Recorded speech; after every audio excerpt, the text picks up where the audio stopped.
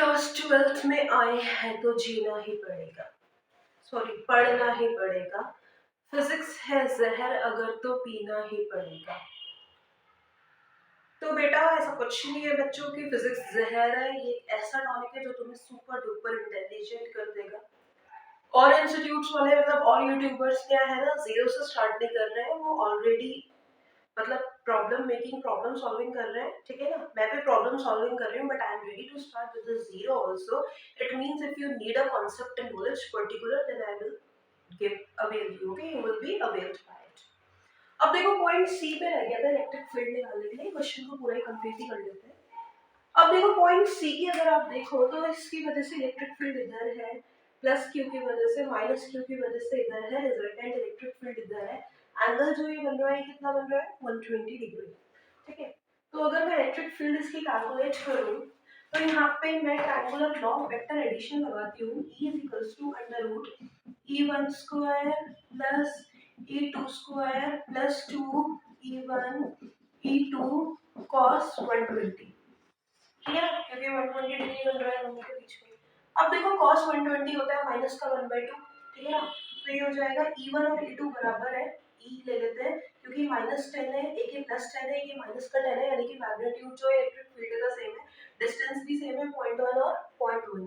तो उसको by default E1 और E2 को आप किसके इक्वल ले लो, E के इक्वल। E1 is equals to E2 is equals to E।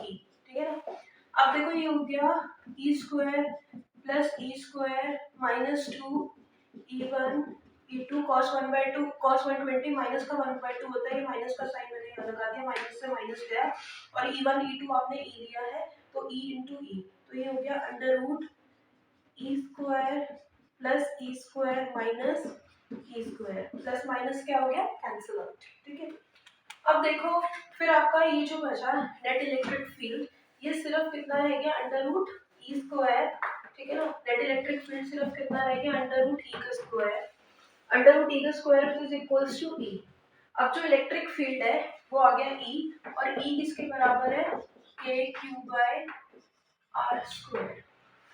ठीक है ना, तो आप वैल्यूज पुट करो, K is equals to 9 into 10 की पावर 9, Q क्या है यहाँ पे 10 की पावर 8, और R क्या है 0.1 का स्क्वायर। तो जब आप वैल्यूज पुट करोगे 9 into 10 की पावर 9, और आपका जो Q है 10 की पावर -8 अपॉन 0.1 का होल स्क्वायर। तो जब आप इसको सॉल्व करोगे तो सॉल्व करके जो आंसर आ रहा है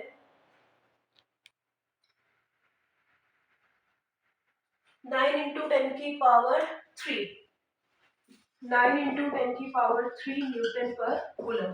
फिर से न्यूमेरिकल एक बार और समझा देती हूँ आप लोगों को।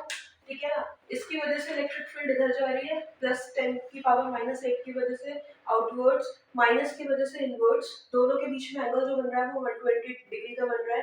Resultant from the triangular law vector addition इधर आएगा। अब जो इलेक्ट्रिक फील्ड का फॉर्मूला होता है under root E1 square plus E2 square plus 2 E1 E2 cos 120 degree.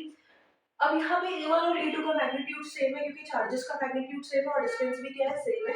तो जब हमने कैलकुलेट करा तो हमने दोनों को E ले लिया, तो E square plus E square minus 2E cos 120 minus का 1/2, माइनस का 1/2 यहाँ पे मैंने लगा दिया, पहले माइनस से माइनस गया, ये बचा E स्क्वायर, E स्क्वायर से E स्क्वायर कैंसिल, तो जो net electric field I resultant वो E इलेक्ट्रिक फील्ड E के बराबर आई, और E क्या होता है KQ/R²। K क्या है 10, 9 into 10 की पावर 9, वो तो आपको पता है कांस्टेंट की वैल्यू होती है। Q क्या है 10 की पावर -8, और जो डिस्टेंस है वो है 0.1 का होल स्क्वायर। तो कैलकुलेट करके आंसर आ रहा है 9 into 10 की पावर 3 न्यूटन पर कूलम।